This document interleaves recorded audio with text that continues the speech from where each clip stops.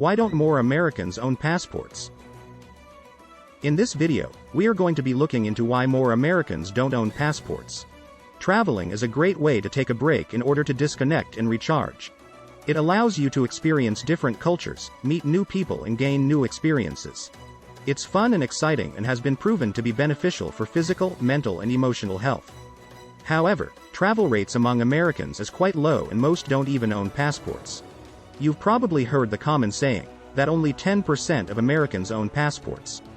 But how true is this and why do so few Americans own passports? According to studies, Americans are half as likely as Europeans to go abroad and visit more than one country. The average UK resident has visited 8 countries, German 7, French and Italian, 6 each. Americans average? Just 2. As a matter of fact, 63% of Americans have never been abroad. When they do travel across the border, most visit Canada or Mexico. Another alarming statistic, 11% of Americans have never left their own state. But passport ownership rates have been on the rise over the past few years. The 9/11 attacks caused the law to change.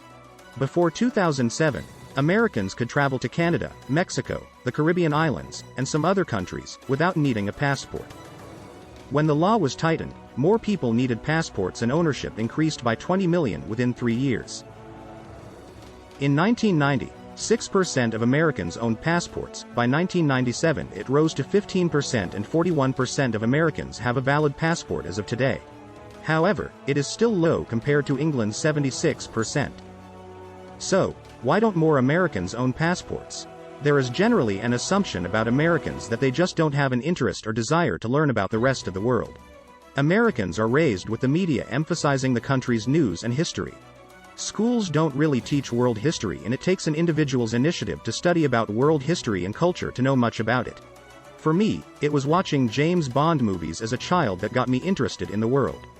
I loved seeing all of the exotic destinations, beautiful women and cars. With most having the belief that America is the best country in the world, why would they want to experience anything else? But is it completely true that Americans have an indifference about the rest of the world? I bet if you asked a random American if they would like to see Paris or Rome or the Burj Khalifa, the odds are that the answer will be yes.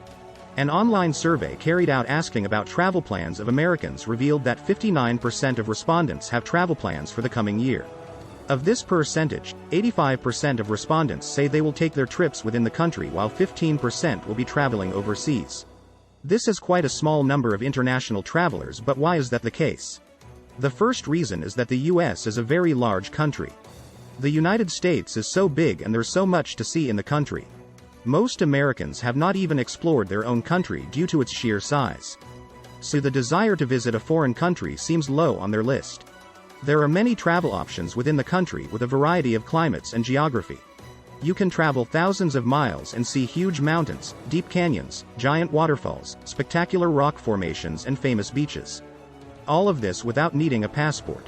Another factor is that America is so big that most times, even interstate travel is farther than traveling to another country from Europe. In Europe, you can just hop into the family sedan and drive to the next country, but you can't exactly do that in the US. Another factor that enables Europeans to travel easier is an extensive train system. Inexpensive and easy to use, it allows the average European to go anywhere very conveniently. For example, if you start in London and travel 800 miles east, you end up in Prague. That is 5 countries: England, France, Belgium, Germany, and the Czech Republic. If you start in West Texas and drive 800 miles east, you end up in East Texas. In Europe, you can take a 2-hour drive or train ride to another country. As a matter of fact, Paris is a common weekend destination for some. Another reason is time. Unlike most first world countries, vacations are not standard or prioritized in the USA. About 25% of workers do not have any time off or that much vacation time as part of their contract. On average, Europeans get 4 weeks of holiday. It doesn't matter in Europe if you are a janitor, waiter or a CEO of a company. Everyone gets vacation. Americans, on the other hand, get only 2 weeks per year, so many people just use the vacation days to take care of other things. Realistically, the time turns out to be less than 2 weeks, and with such limited time, it is really difficult to justify traveling to another country. For instance, it would take about half a day to travel to Europe.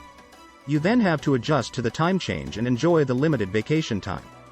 Then, do the same trip back home and adjust to the time again. That is hardly a vacation.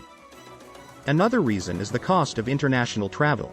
A recent study found that about 76% of Americans had the desire to travel more, but couldn't do so due to the exorbitant costs. Intercontinental flights to many destinations cost over $1,000 round trip for economy class.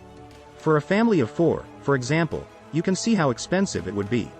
Overall, a lot of Americans don't have the income to spend that much on a vacation. And it is difficult to justify spending that much for just the airfare, when there is a lot to do within your own country.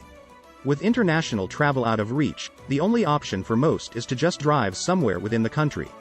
Despite these factors, passport ownership rates are steadily on the rise, especially with the growing economy and budget airlines.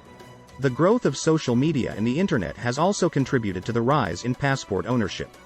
People get to know more about other cultures and places, so we can expect to see an increase in the passport ownership rate as time goes on. Another factor that is rarely mentioned is fear. Fear of the unknown, fear of a foreign culture. Fear of not being able to speak another language. I've returned from trips abroad and oftentimes I get questions like, "How did you get around?